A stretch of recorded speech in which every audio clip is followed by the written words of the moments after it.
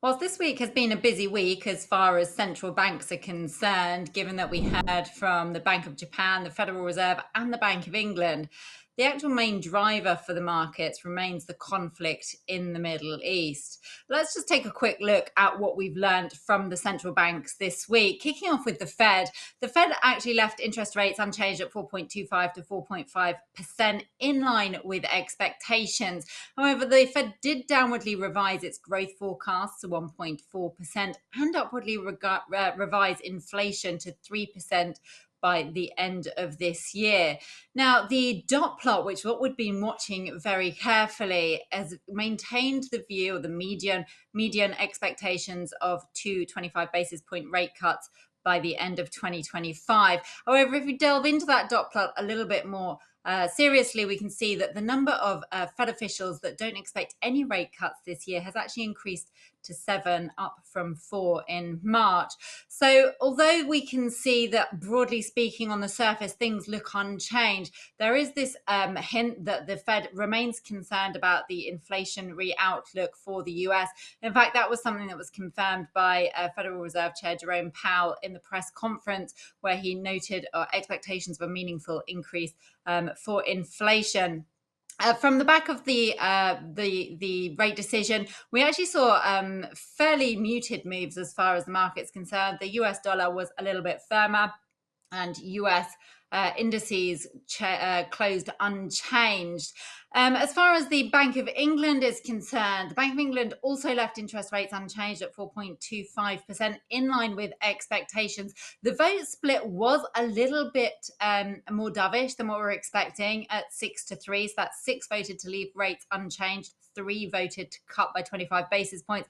Expectations had been just for 2 to vote for a 25 basis point cut. Now, this decision comes as inflation in the UK remains above the Bank of England's 2% target level at 3.4%.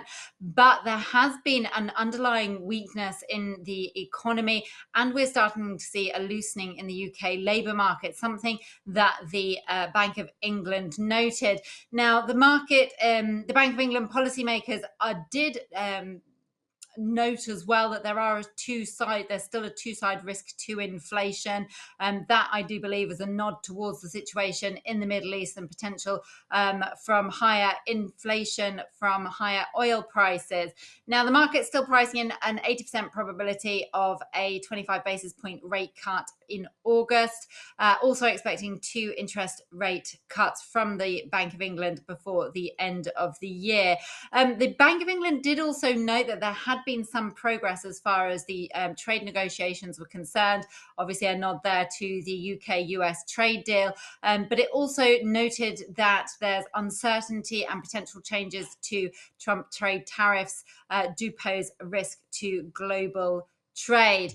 Interestingly, the pound pretty much unchanged as well after the result. We did see a slight weakening on the announcement as the vote split came through, but the pound then quickly recovered to the 134.30 level where it's trading at the time of recording. And then finally, there was the Bank of Japan. Again, no changes. Rates left unchanged at 0.5%. Much of the focus there was on the central bank's more dovish decision to slow the pace of its bond stimulus withdrawal. However, they did leave scope for further rate hikes should they be needed.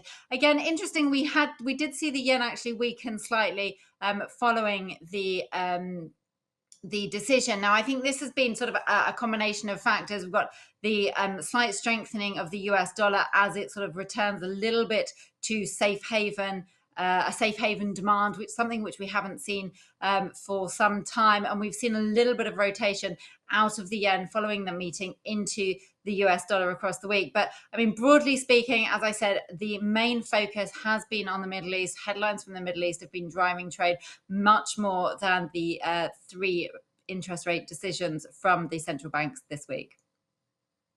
For more videos like this, please do like and subscribe.